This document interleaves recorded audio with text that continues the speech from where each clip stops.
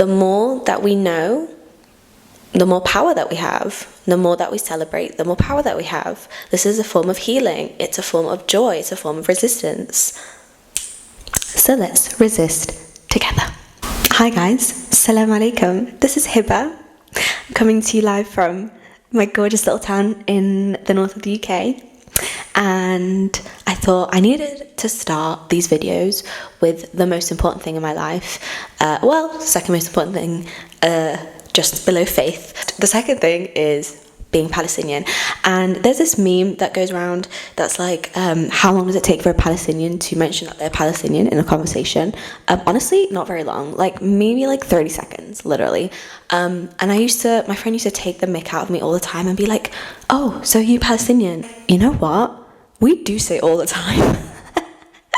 We say it all the time, everywhere we go. It's our responsibility to share our culture as much as possible, to wear the clothing, to sing the songs, to make the food, to speak the language. Growing up, I was born and raised in a very small white town in the UK, and people didn't even know what that was. They'd say, where are you from? When I was at school, I'd say Palestine, and they'd be like, Pakistan? And I was like, no, literally not really close.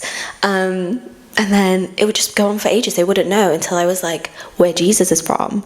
And they were like, oh, we know that place. But still, they didn't truly know. And as I've gotten older and more people know about Palestine, especially in the last year, I don't think anyone can be like, what is that? I've realised that the people who do know or who are getting to know are only associating it with what they see in the news and war and violence, which is just so far beyond who we are and who we have been for hundreds and thousands of years. Just as the quote goes, they tried to bury us, but they didn't know that we were seeds. And that's exactly what's going on. I'm just a little Palestinian seedling, literally just here, and there's so many of us across the world.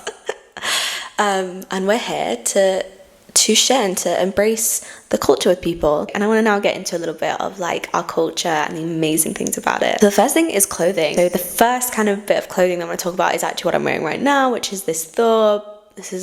Here we are. This was me trying to show. I got this Thobe on and I thought, why not? Because it's literally giving princess. It's giving Princess of Nazareth. If any of you know what I'm talking about, then you know exactly what I'm referring to. But I'm not from Nazareth. This is the Thobe. It's a traditional dress that Palestinian wear. And it's basically full of these tatriz designs. So this kind of like intricate, colourful cross-stitching design. And the word tatriz is in Arabic, and it literally just kind of refers to that fallahi, which is farmer, fallahi style. So farm women. So even though what's funny is that like I will only wear this, and most of us will only wear these kind of things to more like special occasions, because it's just so beautiful. Women back then were just wearing this to the farm. They were really dressing up just whenever they wanted to, but this wasn't even dressing up for them. It was just normal. And what's very cool is this technique, this tatriz technique, actually dates back to 3,000 years ago, during something called is it Canaanite era or something like that? Canaanite, I don't know how to say it, but 3,000 years ago. There's so much involved in these patterns. Each single region in Palestine has its own tatriz pattern. So if you go to Nablus, they're going to have their own Thobe and their own tatriz. If you go to Ramallah, they're going to have their own, or Al-Khalil, they're going to have their own. So it's really cool because you get to see even the variation across the country, and they're all in different colours: blue, green, white, black. And oftentimes in the run-up to a Palestinian wedding, for example, when we have our henna, the celebration, women will often wear some sort of Thobe as well, so it is also used in celebration. This design has been passed on through generations and generations. I feel like it stops at me because I do not know how to do this at all. But it's been passed on, and it's such a kind of an ode to how incredible Palestinian women are, their artistic skills, the fact that they're wearing these on the farm, but also you'll see a lot of Palestinian women wearing these in refugee camps. Like, this is how they feel connected to their culture, and this is why I feel like a princess when I wear one, because I feel like I'm wearing all of the histories, the prayers, the love, like all of that of all the Palestinian women that were before me, and I can like literally feel it in the embroidery, and it's something that I just want to wear all the time and want to carry with me all the time. And if I could, I would literally wear it every day. Now, the second piece of Palestinian clothing that I want to talk about is the Keffiyeh, which I'm sure a lot of people now know what that is because you've got freaking Justin Bieber wearing it recently. Okay, go JB. Justin Bieber wearing it recently, Macklemore's wearing it, all these like famous artists are now wearing it. But the Keffiyeh has such a rich history and it goes back to a very long time.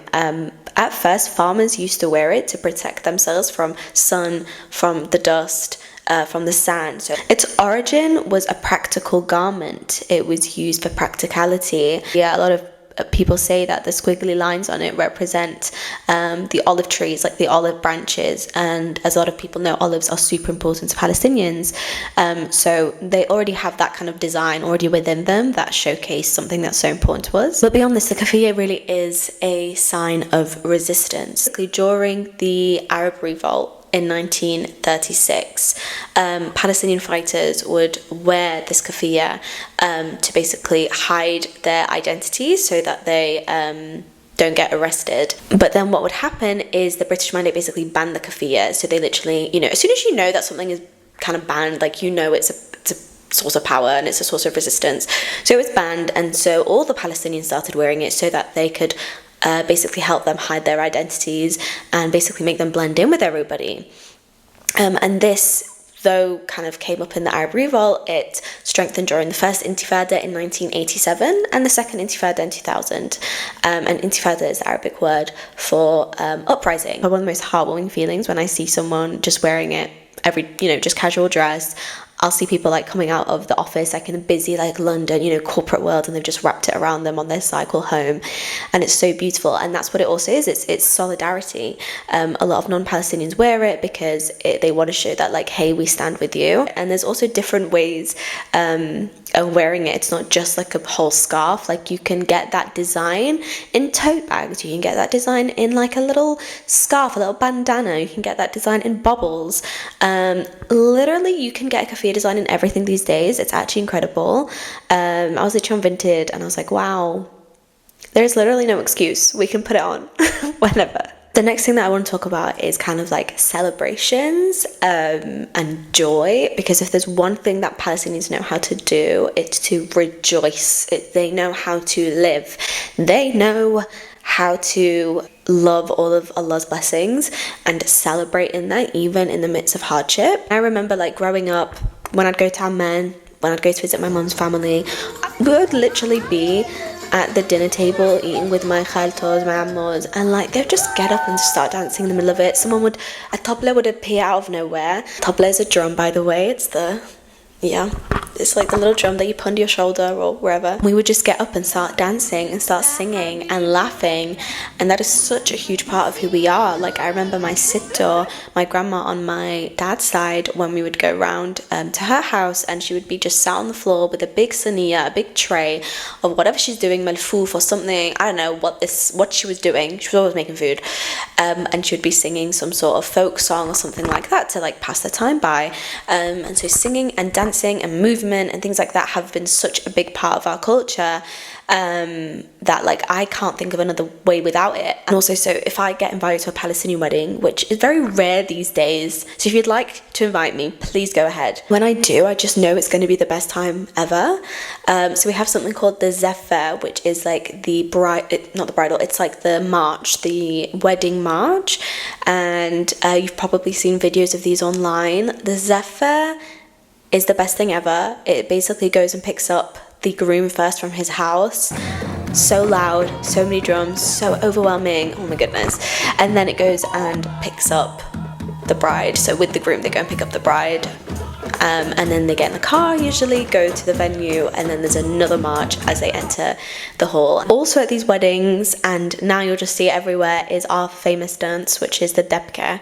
I'm going to be talking about the Palestinian Dabke here, okay? I don't want any Lebanese or Syrians, I don't even know, Turks to be coming at me for their Dabke. I know, everyone has different versions of Dabke, but I just associated it with being Palestinian. It feels like it's a Palestinian thing, but I will share, and it's okay, but I'm just talking about the Palestinian side. In Arabic, it literally means stomping of the feet, making noise. The Dabke is basically looks like a line dance. It looks like Irish line dancing, but far more aggressive. And you basically get in a line, you either hold hands or you put your hands on each other's shoulders, and you kick and you stomp, and it's really exhausting. It's exhausting. The Dabke is a really big form of resistance. People still in refugee camps, people still in Palestine amongst the kind of rubble still be, I mean, not right now, but in other times of occupation when there hasn't been such extreme levels of destruction, Dabke is just part of their kind of culture, and it really is beautiful. And in Palestine, it's very much kind of like, you know, men and women do it together, and there isn't this like separation. Obviously in the West there's a bit more of that separation. You will usually get only women Dabke and only men's Dabke. It's just the most empowering thing. Like, it's so aggressive. It's such a good catharsis. Maybe that's why they do it. Like, it's so cathartic to get out all your like anger. Next time you see it, you'll notice that the person at the front is the one that leads it, and they are the one that dictates the rhythm of the Dabke, how fast they go, how slow they go, the next move. It's very much a kind of like, yes, they might have a routine, but they also really have to watch each other for what that person's going to do. They have to really listen to each other and be very present in that moment, and that's why I love Dabke. Like, how amazing is it? The song comes on and you just look at each other and you're like, oh, it's time. It literally is time, and we're going to start off real slow, and we're going to pick up the pace, and then we're going to fly off the walls, and no one's going to know what hit him. No one's going to know. Alongside with the dancing, like I said, we love to sing. We absolutely love it, and it's really good for you, by the way. Sorry, but like, it's very good. I don't want to get into the whole throat chakra thing, but like, it's very good to hum and to use your voice, like use your voice in a melodic way. Anyway, Palestinians love a bit of a sing song. They love a folk song, and they will do that. Farmers, falahin, will do it as they're farming, as they're picking their olives during olive harvest season. There's a great video that I will insert of a lady and her mothers, auntie, sisters, whoever, singing a beautiful Palestinian song.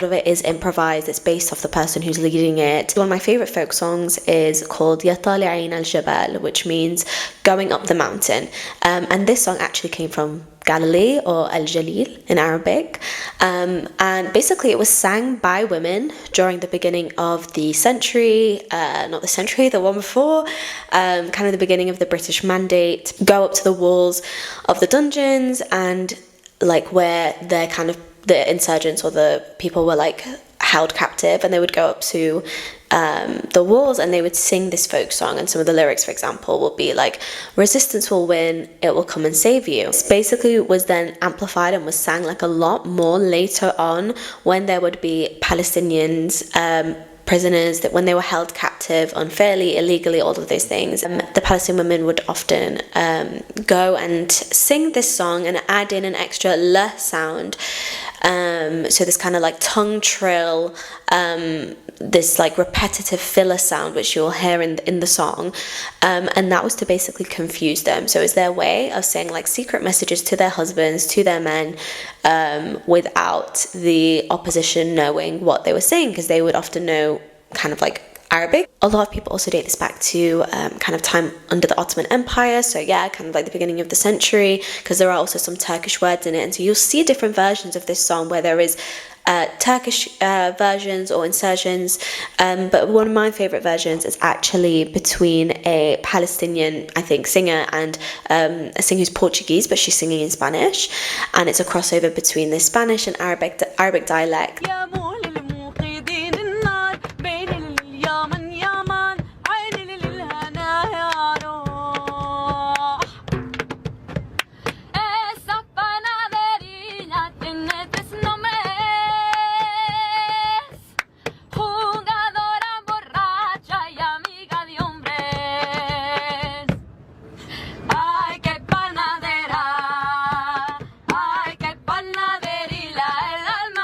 And it's just so beautiful. It just goes to show again, like this kind of resistance, communal resistance. And obviously that's just a folk song, but there are amazing Palestinian singers out there who are doing really cool things Ileana, who is this Palestinian Chilean singer, Mohammed Assaf, of course, who gave us Demi Falastini. How can we even not mention him?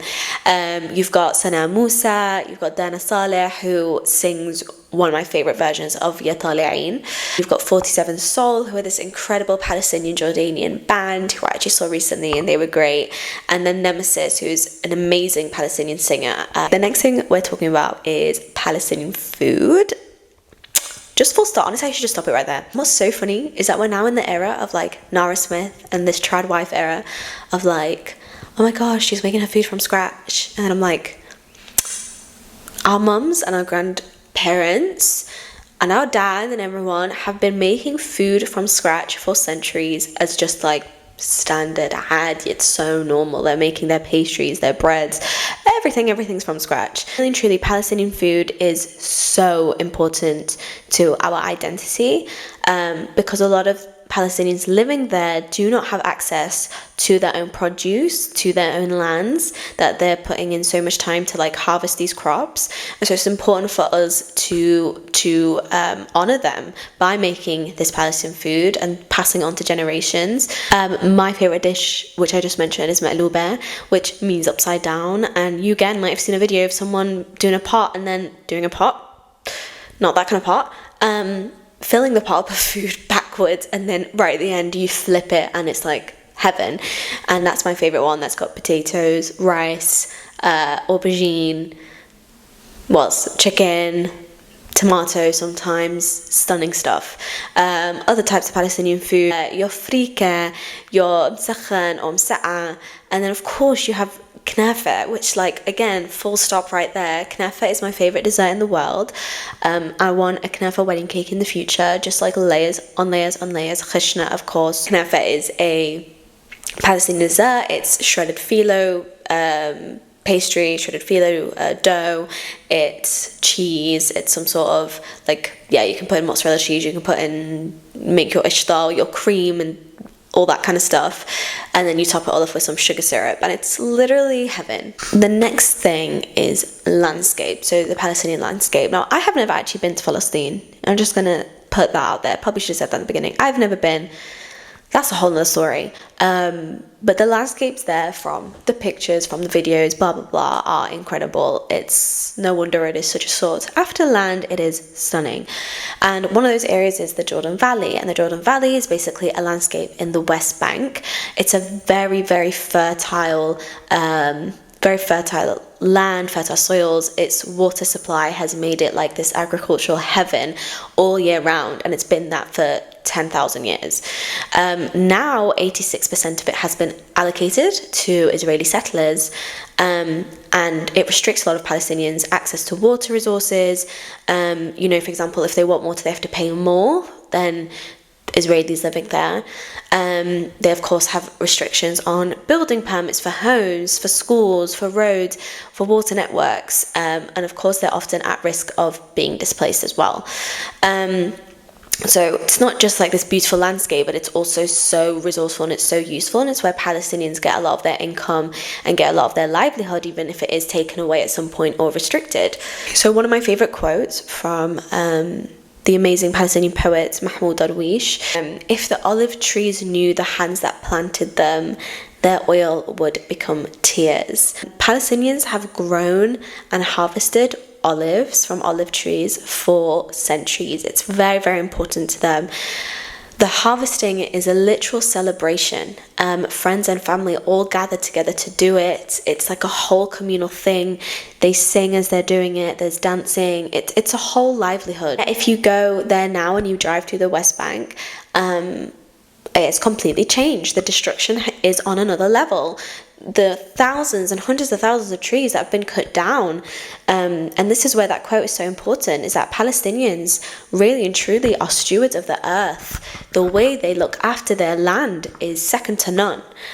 This is why I don't know if it's because of that, but I feel so truly connected to this earth, and I love our earth so much, and I think taking care of it and being environmentally friendly and all these things is so important, because my ancestors have been doing this naturally for years, have known exactly what to do, have known exactly what tools to use without any help, without any Western intervention saying, oh, this is actually how you do it because you guys don't know. They know what they're doing. They're so connected to their trees. They know exactly what they need.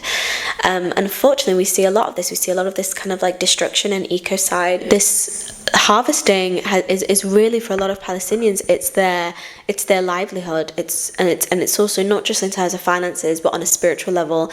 It's who they are. It's what they protect, it's what they love and what they look after. These are their children, it's their lives. So don't let any, and this applies to everything, don't let any Western country or place tell you as an indigenous person how to do things, because you already know.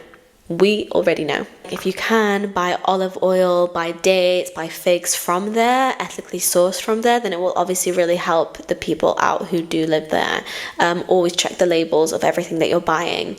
We want it to go to the right place. And whilst we can do so much to help there, whether it's donating, whether it's resistance in forms of talking to your government, direct action, aid, things like that, we also can continue to rejoice in the culture, to stop the erasure of this culture by spreading the right narrative, by wearing the clothes, by wearing the emblems of resistance, by talking about it, making sure that they know that we are here to stay. Thank you guys for watching. I hope you learned something new or was able to heal with me a little bit, grieve with me a little bit. And as always, free Palestine.